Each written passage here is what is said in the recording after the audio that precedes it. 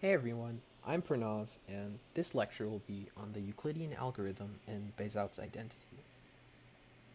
So before we can talk about any of those things, let's talk about the division algorithm.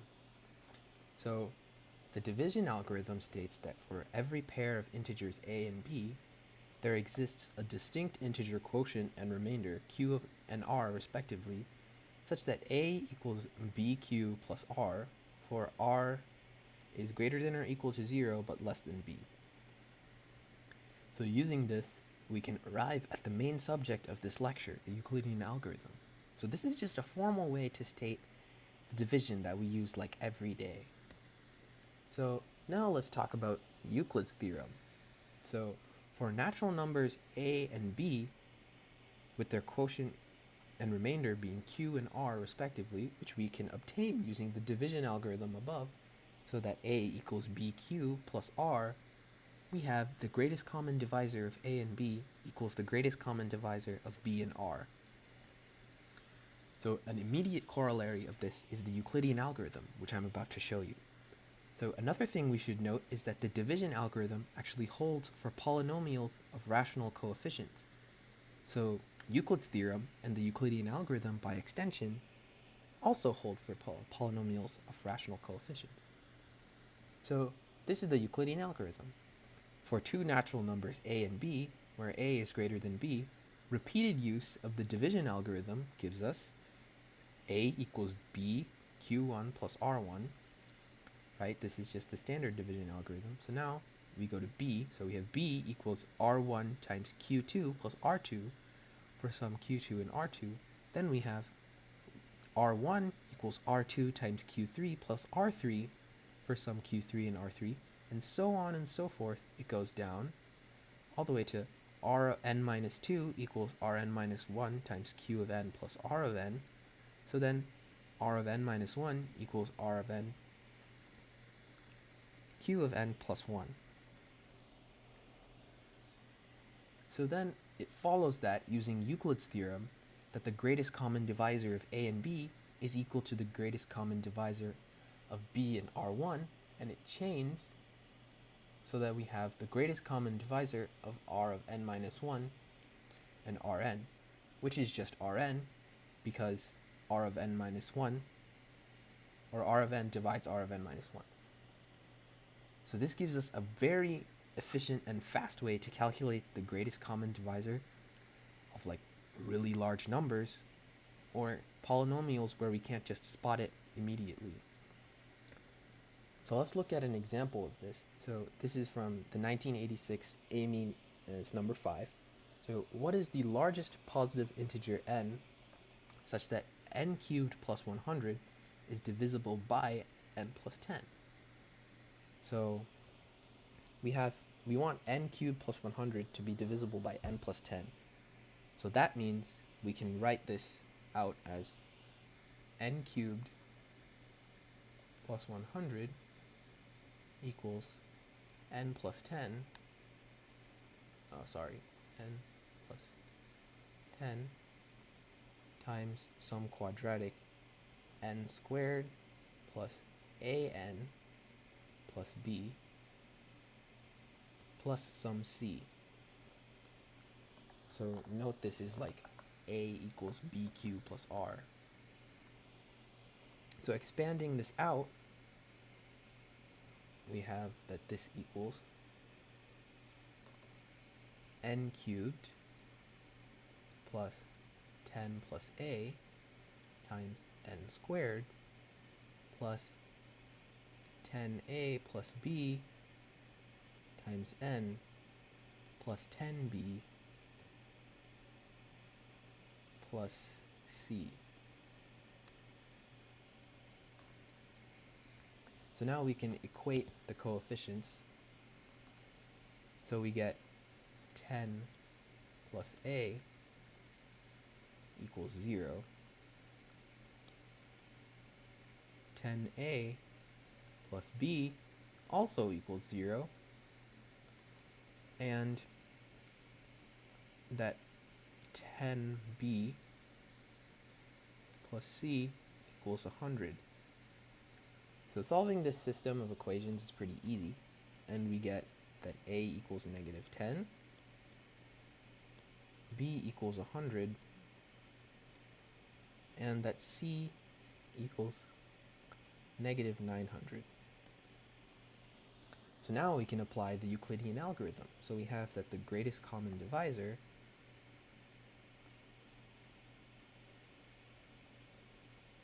of n cubed plus 100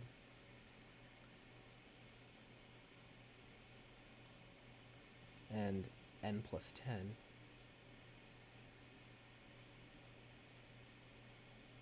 equals the greatest common divisor of negative 900 and n plus 10. And this is just the greatest common divisor of 900 and n plus 10. So since we want to maximize n,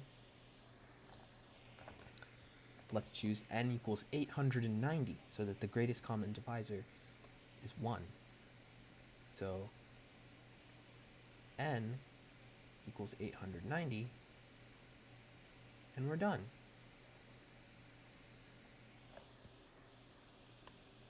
So this is just a cleaner version of the solution, so you can pause, read it over. But let's look at another example, and this is an IMO problem, and it's actually widely considered as the easiest IMO problem ever. So, one second. So you want to prove that the fraction 21n plus 4 over 14n plus 3 is irreducible for every natural number n. So another way of stating this is that 21n plus 4 and 14n plus 3 are relatively prime.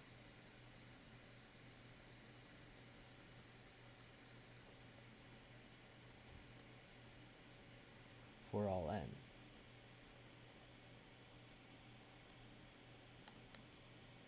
So, and if they're relatively prime, that means their greatest common divisor should be 1. So let's use the Euclidean algorithm. So we have GCD 21n plus 4 and 14n plus 3 equals, so note that we have the GCD of 14n plus 3, and the remainder when you divide those, which is 7n plus 1. And this equals the remainder when you divide these two, which is just the greatest common divisor of 7n plus 1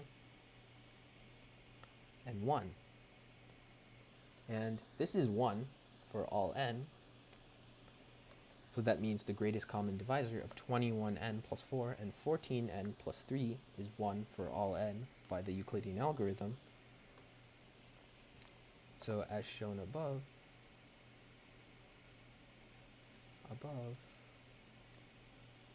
the greatest common divisor of 21n plus 4 and 14n plus 3 is 1 for all n. So 21n plus 4 and 14n plus 3 are relatively prime.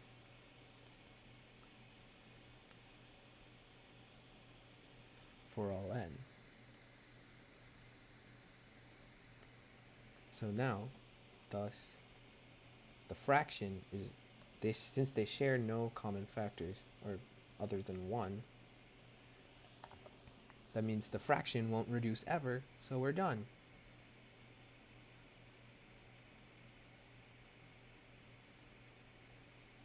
Is irreducible.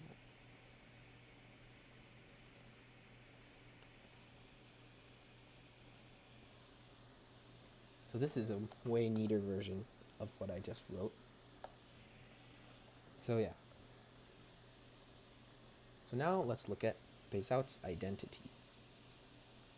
So this is an application of the Euclidean algorithm. So for any natural numbers a and b, there exists some integers x and y such that ax plus by equals the greatest common divisor of a and b. So yeah, I omitted the proof for this one too, but you can look at it in the handout. So let's look at an example of this. So find x, y such that 110 times x plus 380 times y equals 10. So quickly you can check that the greatest common divisor of these two is 10 using the Euclidean algorithm. So yeah, we have it right here. So yeah, 380 equals 110 times 3 plus 50, then 110 equals 50 times 2 plus 10, and 50 equals 10 times 5. So the greatest common divisor is 10. So now we can actually do this backwards to get x and y. So 10 equals 110 minus 50 times 2, which equals 110 minus 380 minus 110 times 3, all of that times 2. So now when we expand this and simplify it, we have 7 times 110 minus 2 times 380. So then we just have our xy equals 7 and negative 2. So all we had to do was apply the Euclidean algorithm backward. Alright, so we can use Bezout's identity to prove Euclid's lemma, which this is a good example. So we have proved that if A divides BC and the greatest common divisor of A and B is 1, then A divides C. So if you think about this in your head, that means A and B are relatively prime, so that if A has to divide BC, then A should divide C, right? So let's go about proving this. So, right, so by Bezout's identity, we know that there exist some x and y, which are integers, some integers x and y, so that ax plus by equals 1. So now, if we multiply this whole expression by c, we get acx plus bcy equals c. So obviously, A divides AC. And since we're given that A divides BC,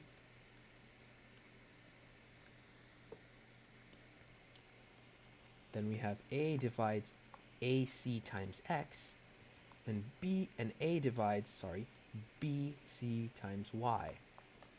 So if A divides both of these, A has to divide their sum,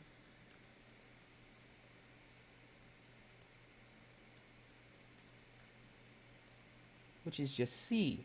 So we've directly shown that A divides C. And we're done.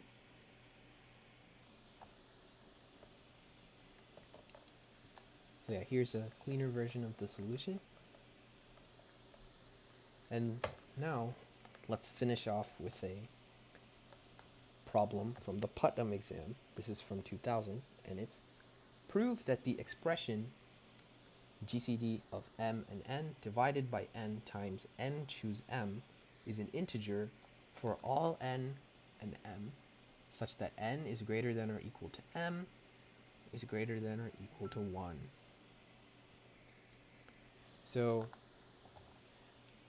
there's a greatest common divisor in the expression, so we know that by Bezout's identity,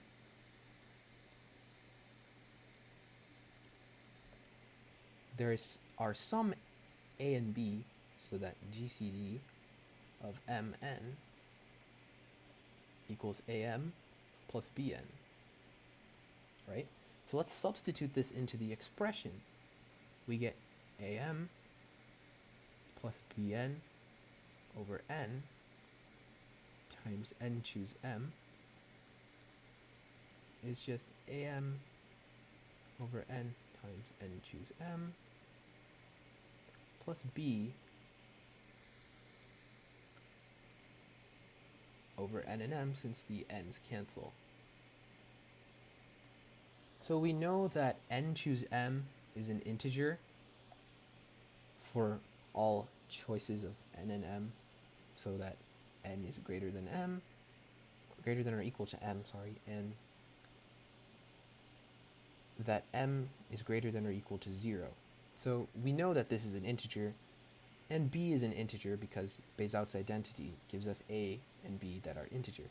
So we can ignore this little piece, and let's work on this. So we have am over n times n choose m. So if we expand n choose m, we have am over n times n factorial over m factorial times n minus m factorial.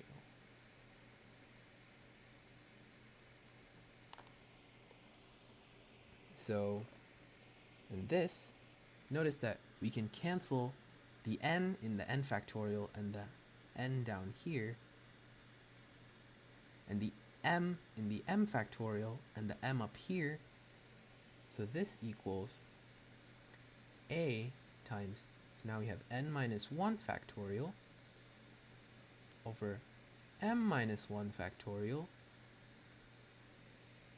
times n minus m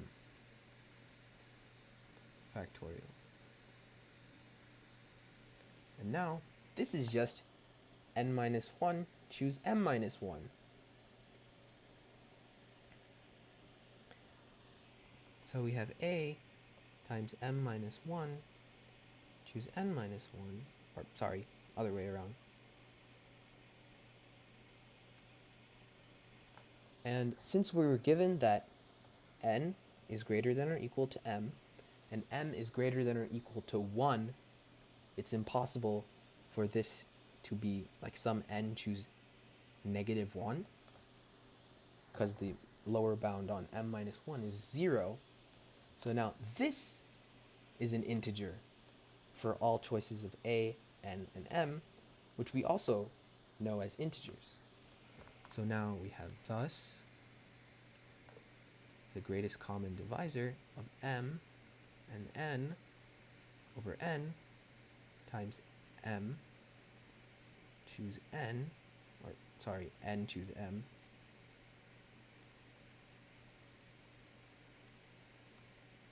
is just a of n minus 1 over m minus, or sorry, a choose n minus, a times n minus 1 choose m minus 1 plus b choose n, b times n choose m. And we have the integers are closed for addition, so closed over addition. So the sum of two integers is also an integer, and we're done.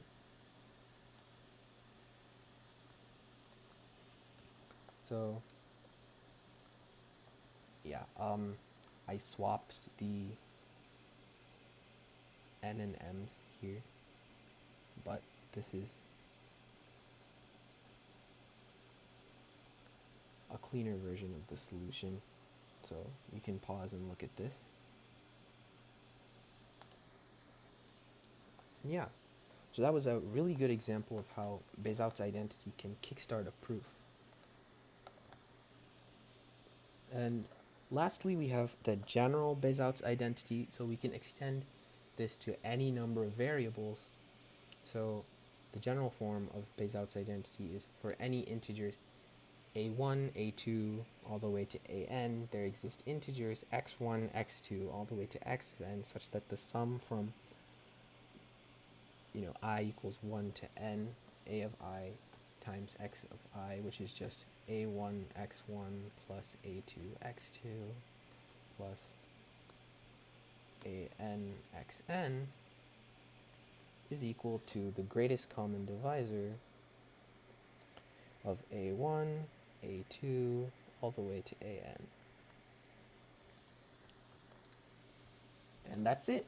So I really hope that you enjoyed this lecture. And if you're not subscribed to the YouTube channel, make sure to do that so you can check out our previous and more future content like this.